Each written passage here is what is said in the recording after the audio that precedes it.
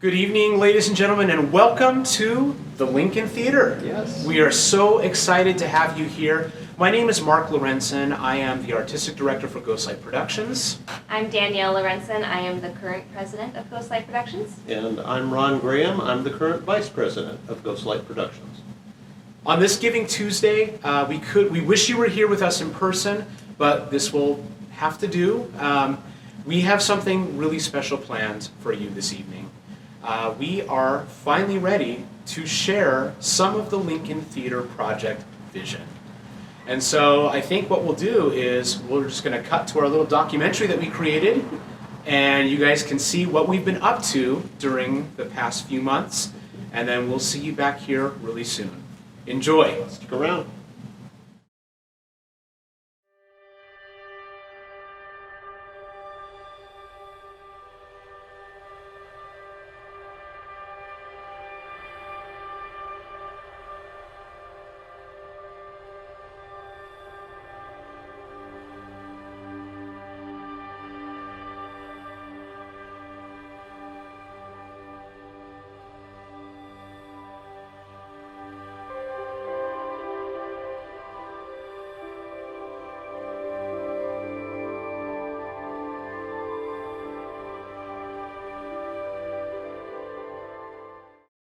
Port Angeles, Washington, the center of it all on the Olympic Peninsula, where the mountains meet the sea. Rich in beauty, rich in history. In the 1800s, Port Angeles was the major port on the peninsula. The United States Board of Trade even went as far as to name the town the second national city, the first, of course, being Washington, D.C. In the late 1800s, however, Port Angeles nearly fell into obscurity. Luckily for us, in 1884, a hotel was built. The rural trading post was expanded into the area's first general store, and seemingly overnight, the population grew from 300 to 3,000. Many of the new residents were part of the Puget Sound Cooperative Colony, and built the city's first permanent civic facilities, including a sawmill, church, office building, and opera house. The Port Angeles Opera House opened in 1891 and was the first theater built in the city. Always an art-centered town, Port Angeles' first vaudeville movie theater soon followed, the Star Theater. This paved the way for several other theaters built in this little town, including the Elwha, the Mac, later the Olympian, and of course, the finest small-town theater on the West Coast, the Lincoln. The Lincoln Theater, also a vaudeville movie house, opened its doors in 1916. Built by the community for the community, the Lincoln originally boasted 950 seats on 2 levels with a large single screen and small stage for live entertainments, including and especially the Lincoln Wurlitzer Style D pipe organ, which was installed in 1923. Over the years, the Lincoln was continually used as a movie house. The building saw several renovations over the years, including a new facade and eventually a division of the original auditorium into 3 screens. In 2014, however, after nearly 100 years of continuous operation, the Lincoln closed its doors.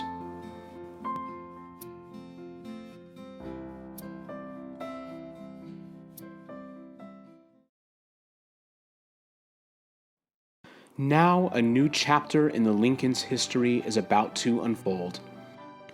In 2016, the building was purchased by the Marchant family, who dreamed that the building could once again be a shining jewel to Port Angeles' downtown. They envisioned a space where the community would gather for entertainments, but most importantly, become part of the Lincoln's history once again, preserving the historic building for the next generations.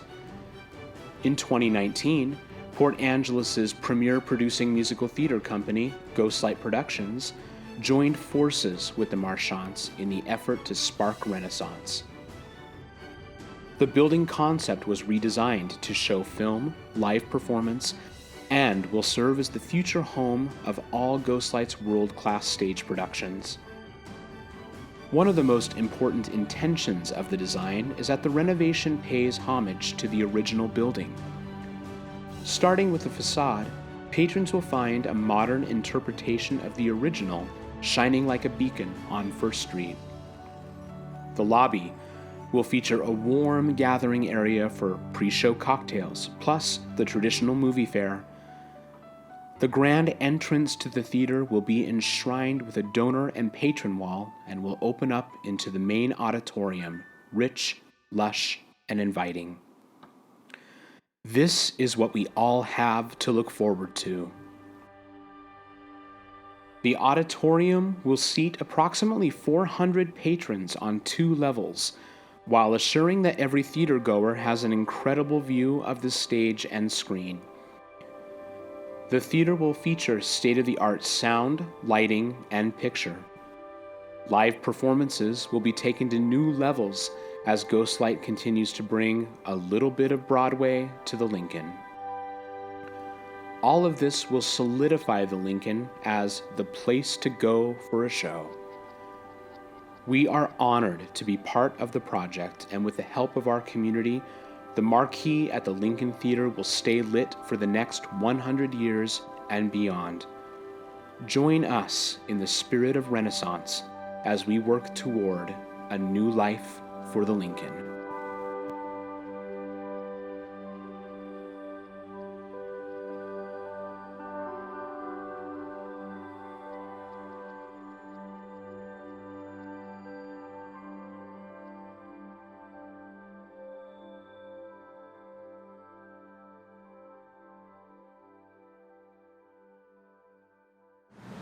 All right. That was amazing. Yeah, I mean, Good job on that.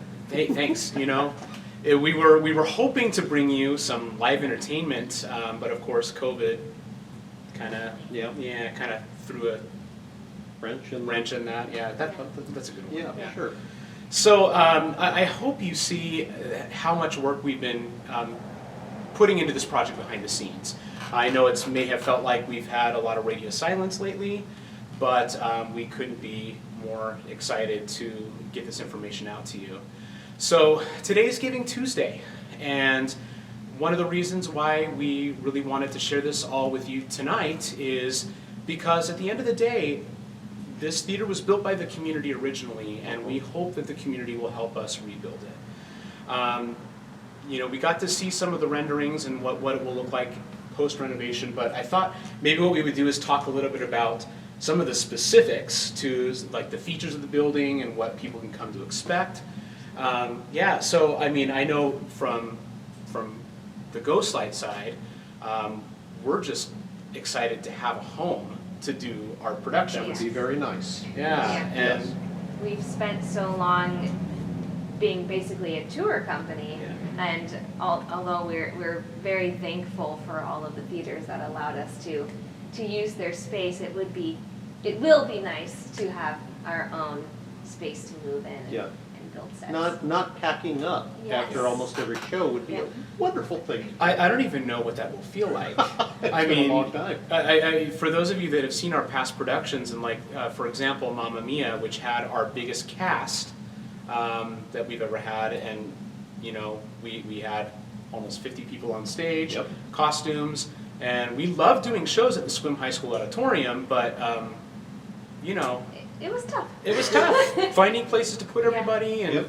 we had to load in all of our scenery, and you know, you basically get a week to move in, set all the lights, get everything set, teched out, and then you open, you do your run, and then we're out by the following weekend. Yep. So Not to mention White Christmas, when we actually had to tear down the set and then put it back up I totally forgot because about there that. were concerts. Gosh, Mid-show. that sounds like fun. Mid-show, we struck the set mid-show, Wow. or mid-run, and then let the concerts happen, then loaded everything back in, and did 2 more weekends.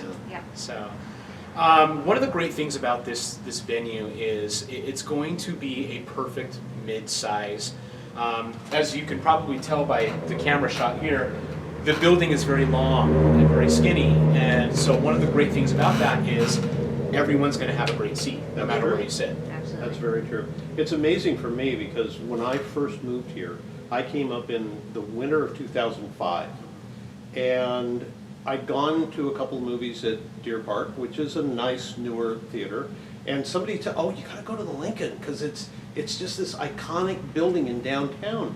And I remember walking in, going, "Oh," and it was really kind of sad to see it in the state it was in, especially knowing what it used to be.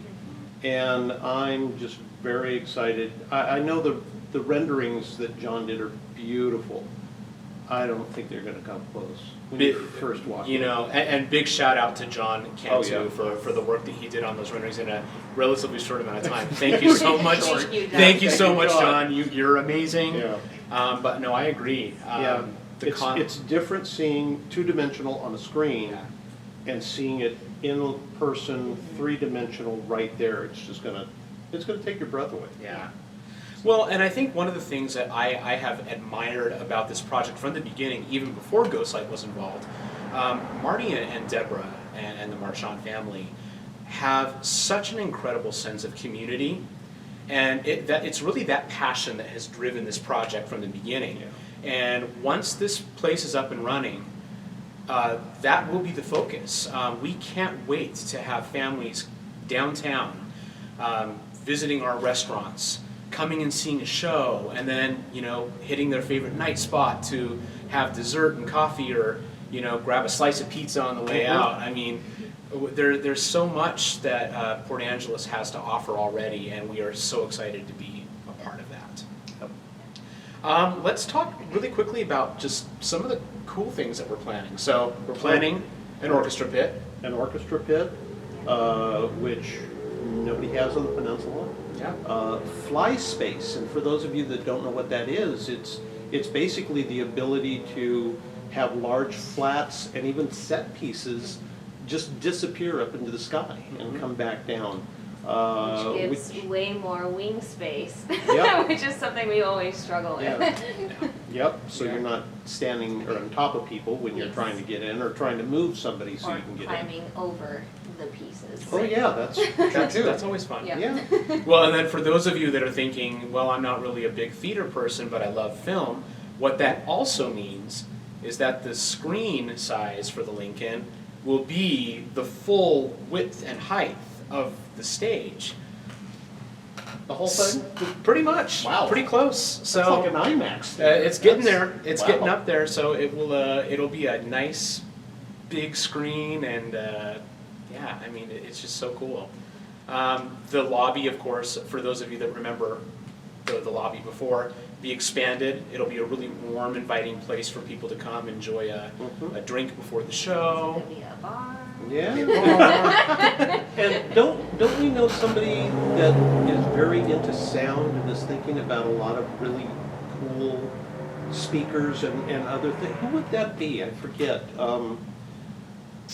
His initials are Mark Lorenzen, aren't yes. they? Yeah, yeah. Yeah, for those of you that know me, I'm a big audiophile, and I'm just so excited we're planning state-of-the-art sound, lighting, video.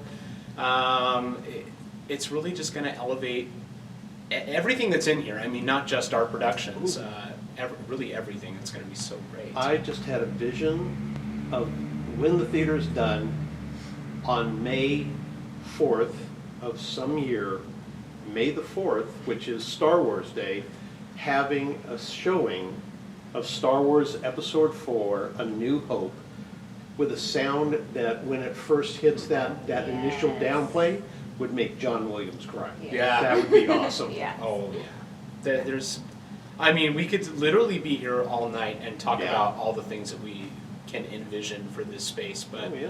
But overall, it's really just, it's about preserving history. We want, the Lincoln Theater's been here for 100+ years, and we think that through this project, we will see it last 100+ years more. And we hope that we will leave a legacy behind that outlives any of us and really just, you know, adds a little something special, a beacon on First Street, if you will.